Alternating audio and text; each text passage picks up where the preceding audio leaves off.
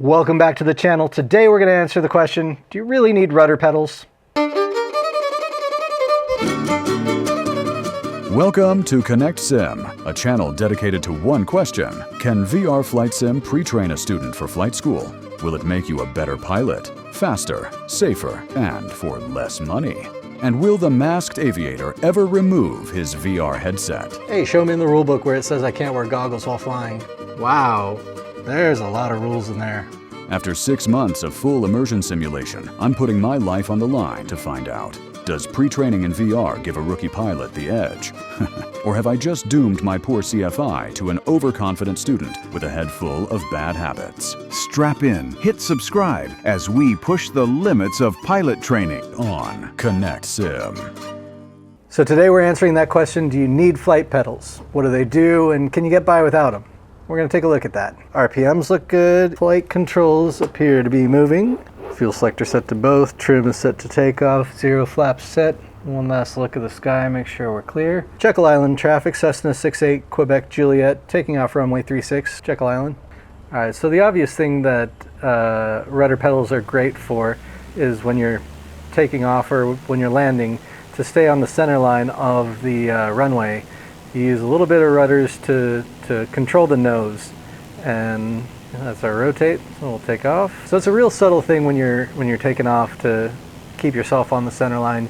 Typically you need just a little bit of right rudder to counteract that P factor as you're going down your takeoff roll, but it doesn't take much, and there's ways around it. You know, if you really want to, if you get a flight stick instead of a yoke, you can get 3D flight sticks that have your rudder is multiplexed within your flight stick. Now, this works, but I gotta be honest, I have one of these and I absolutely hate it. It's just such an awkward motion to try and, you know, fly with the stick and twist your wrist for rudder. It's really like patting your head and rubbing your stomach at the same time. It can be done, it's just not necessarily like a normal feeling. And especially if you're like me, if you want to get your private pilot's license, then I think it helps to build up the hand-foot coordination, as it were, of how flying is actually done. Honestly, if the price of rudders is sort of a deal breaker for you, I would say get into VR before you get into rudder pedals. It's a much bigger deal to have VR goggles to see the world in a natural kind of way than to, you know, have rudder pedals that lets you fly in a natural kind of way. Not that rudder pedals are super expensive, but they're definitely not free. You know, they cost about a couple $100 to get a decent set of pedals. And if that's sort of where your dividing line between getting into, you know, simming in a serious kind of way and not, I'd say just go piecemeal. It's kind of nice to buy all your sim gear, you know, a few $100s at a time, rather than shelling out thousands right out the gate. And honestly, if you have a computer that you're trying to do more than just flight simming with, it's really a pain to pull the pedals out, set them up, and then when you're done to take them back, put them back in storage. That's how I started before I set up a dedicated sim pit. And if that's where you're at, you know, I get it. It may be the time to wait on pedals until you have a few more bits of your kit put together. But let's take a look at some things that rudder pedals are good for, and we'll see if it's something that you might want to consider adding to your sim pit. And so it's good, even in sim, before you do these kind of flight maneuvers, to do clearing turns.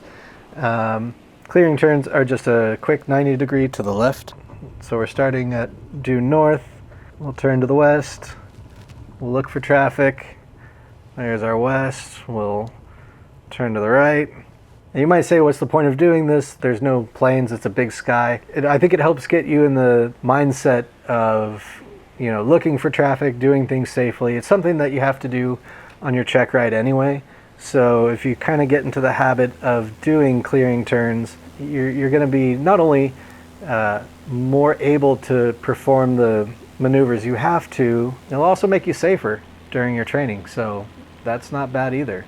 And at this point, I got to make a huge confession, and I hate to do it so publicly. It's actually kind of embarrassing. I've been using rudder pedals completely wrong my entire life. So when I first started sim, it was just sort of a casual hobby before it got where it's at now got serious. And so what I would do is, and I'm sure many of you might be doing the same thing, where when you go to turn, you put in a little bit of rudder, maybe you put in way too much rudder, but then you hold that rudder. That's what I was doing, and I've recently found out that this is entirely wrong. And the reason this is wrong is that once you're in a static bank, that is, you don't have any kind of rate of bank in or out from where you're at, the adverse yaw that you get from that banking action is no longer present. And that's what the rudder is supposed to null out, is that adverse yaw that you get from going into a bank or coming out of one. So the right way to do it, and we'll show this in a second, but first let's show a completely uncoordinated turn so we at least understand what our terms are.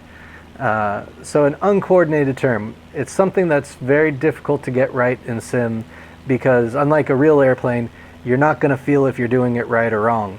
The only thing you have to go by is the ball, which on a G1000, like you have on this plane, it's actually a dash, but for tradition's sake, we'll just keep calling it a ball. Anyway, so let's do a completely uncoordinated turn and we'll see what that looks like. we'll turn to the right on this one. So take a look at the ball. I'm going to do a quick bank into this turn, and as you see, it fell to the outside, to the high wing of my turn, and then it came back. So like right now, I'm more or less coordinated. It looks like it's a little outside, but not bad. And if I roll back, you saw it drifted ever so slightly towards the outside again, but not as much this time. So let's take a look at a left-handed turn and see what that does.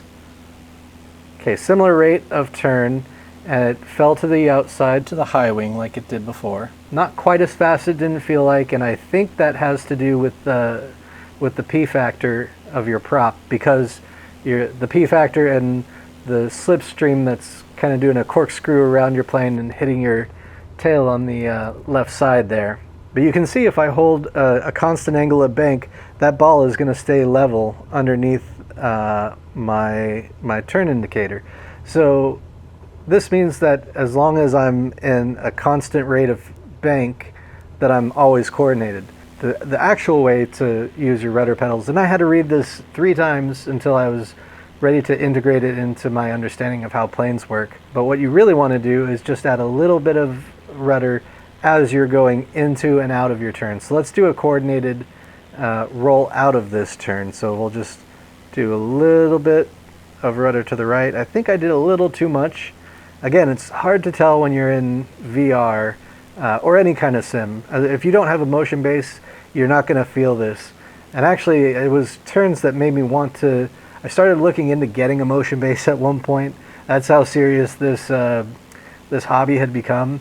And when I started looking up prices for even the most entry-level motion bases, that's when I stopped. I was like, just get a real license. At this point, if you're willing to spend that kind of money on motion base, then I think it's worth spending the money to get up in a real plane and develop real skills. But I think that it's good to use your experience in VR. At least my plan is to see if it helps me get my license. So if it doesn't, you know, if I end up at 100 hours and still don't have my license, then I will cede defeat and I will tell you that this is a waste of time, a waste of money.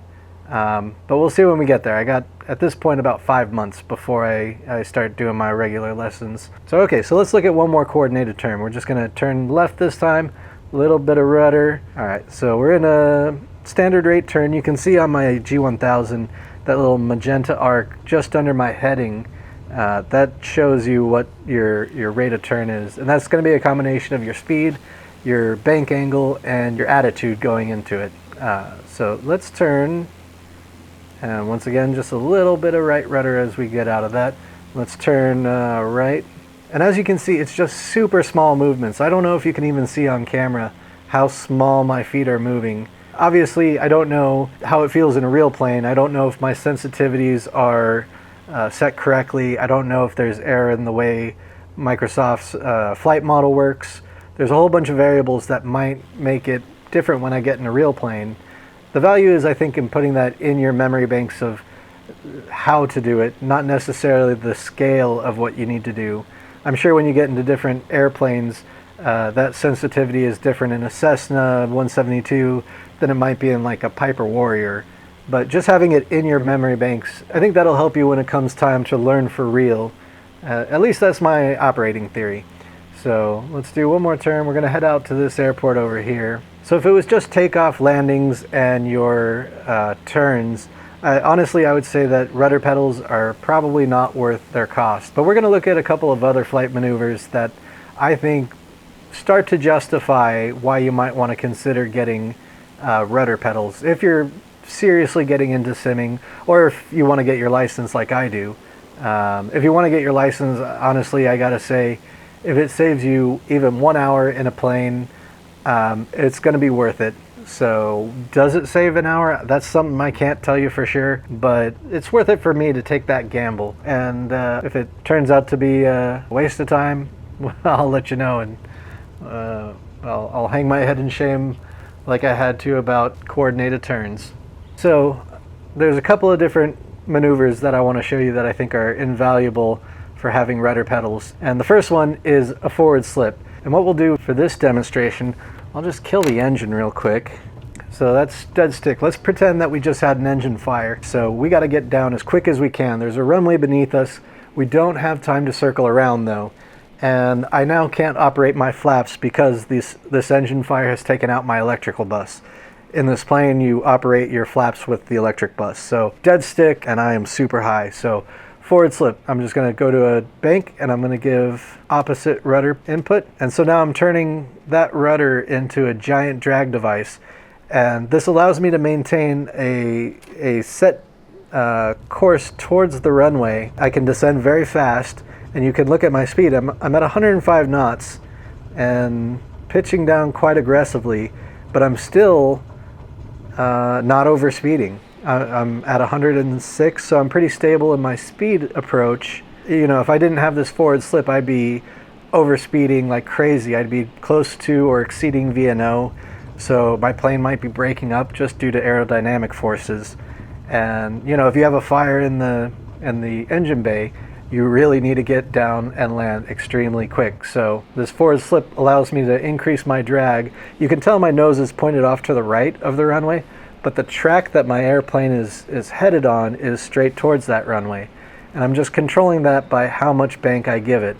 So we're at 104. I'm gonna start to 500 feet. I'm gonna start to flatten out just so I can lose some of this speed. I'm just gonna keep this forward slip in basically until I get over the runway. So I'm going to start to let it out now, because I don't want my wheel to be turned sideways when I land. There we go. Touchdown. So not my best landing, but we made it. We lived. That's an extreme example. There's other times you might need a forward slip. Sometimes you just want to clear some obstacles. You don't want to change configuration. You don't want to gain speed, but you want to increase your descent. But that's an extreme example that I think really helps illustrate why having rudder pedals is great. I think that one's a little harder to work around not having rudder pedals, because if you don't have pedals, there's a coordination going on between how much rudder you're putting in and how much bank angle you're putting in to try and maintain both the course that you want, the rate of descent that you want, and the speed that you want. So all these things are all interconnected together. It almost reminds me of, like, you know, I'm a cameraman, I'm a lighting gaffer, and when I was learning cameras initially, there's a interplay between the aperture, your shutter speeds, your depth of field, your focal length. All of these things are so connected that they often you can trade one out for the other. That's the connection I make. I don't know if it's accurate, but I'm sure there's some pilots who are also photographers, so if that resonates with you, let me know. If I sound insane, let me know. Don't let the FAA know. I still have to do my medical. All right, so the next thing that I want to go over is pretty similar to a forward slip, and also very important to understanding how to fly a plane. If you followed my last video, how to sim like a pro, one of them was to fly in real weather. However, wind is going to be a thing. I think it's something that adds a complexity to Flight Simulator that makes it a lot more fun if you can get that routine down. So let's go to this airport, and while I fly over here, let's change our weather a little bit. This is the one time I would advocate not flying in real weather. So we'll go to our weather, and we are gonna go to this little fun icon there, little wind icon. All right, so in this model Cessna, it's a 172 SP. From the POH, it says that max demonstrated wind speed is 15 knots. So let's go to 22. Oh geez, whoa. So we're gonna do a crosswind landing greater than the max demonstrated, and we're gonna see what happens. So we're just gonna power down carb heat. All right, here we go on final. We're a little high, but that'll give us time to show what's going on here. There's a couple of different ways to do a crosswind landing, but the one I'm gonna show today is gonna be a full crab to a forward slip. So as we descend here, let me show you what happens if I line myself up with the runway and I just ignore the fact that there's such a massive crosswind currently. So I'll align the spinner with the runway, and you can tell I'm maintaining a heading, but the wind is pushing me off to the left. If I keep going this way, I'm never going to make the runway. And in fact, I got to work my way back to center line to compensate for that. So what I'm going to try and do is what's called a crab to forward slip, and the crab part of it is where I just point into the wind, weather vane with the wind a little bit. And the idea is that the wind is pushing me to the left, I'm pointed to the right, and I'm going to find some equilibrium point where the wind is pushing me at the same amount that my propeller is pulling me, so that I align with the runway, at least the track of my plane is in alignment with the runway, even if the spinner of my nose is pointed off to the right. So it's almost the same as the forward slip that I did earlier. The only difference is before it was the forward slip, it was my rudder that was putting me nose off the angle of the runway, and it was my cross control which was keeping me aligned with it. Here I'm basically flat. I'm controlling my alignment a little bit with my ailerons, but it's the wind that's keeping my nose pointed to the right while maintaining a centerline track. I'm going to power down a little bit. Now I do want to keep a little extra speed over the threshold than I normally would. Because of the wind, I am landing without flaps, but as soon as I put in that forward slip, it's going to increase my drag, and that's going to decrease my airspeed. So obviously, because I'm right over the runway when I do that, I'm going to be increasing my attitude as I slow down so that my altitude stays about the same. So that means that my speed is going to just rapidly decrease. 500 feet. A little high on this approach, but that's all right. I think we're gonna make it just fine.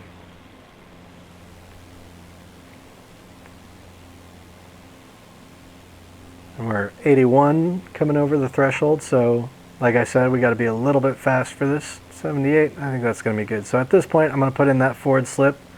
I'm just gonna align my nose with the runway using my rudders, and I'm gonna stick into the wind so that I maintain center line. Doing an alright job of it. And I want to touch down with my upwind. There we go. I'm just keeping that aileron in and using the rudders as I need to maintain that center line. So there's so much going on in that scenario. Let's go ahead and take off again. There's so much going on in that moment when you're trying to do, you know, your ailerons, your speeds, your rudder. It's the sort of thing that if you're trying to do this on a 3D yoke, I got to imagine it'd be pretty impossible. If you can do it, throw it in the comments, because more props to you if you can do that. But otherwise, you know, why kill yourself? I think the rudders are a useful tool to put into your sim pit. At least try them out. I think that there's so many flight skills that you can learn, things that are so interconnected that it really helps to have that tactile feel of your legs moving as your arms are moving. I don't think it's something that you can easily replace with just a 3D yoke or keyboard bindings or any of that sort of thing. There's workarounds, but I think for the money, you know, don't buy it all at once if the money is a big deal to you, but definitely put it somewhere on the list of things to get. And one last little benefit of rudder pedals, you have this left turning tendency in your plane, so even if you're trimmed up, you may not be able to fly hands off all that well. If you have rudder pedals, you can give that little bit of right rudder that you need to maintain a proper heading. Anyway, so that's rudder pedals. I think they're an excellent investment for an aspiring pilot or somebody who's really into flight sim as a hobby. And, you know, they're not crazy expensive. So I consider it, put them in the list of things that you want to add to your system. So anyway, if you got anything out of this video, hit like and subscribe. If you're a real pilot, as always, get in those comments. Let me know what I did wrong.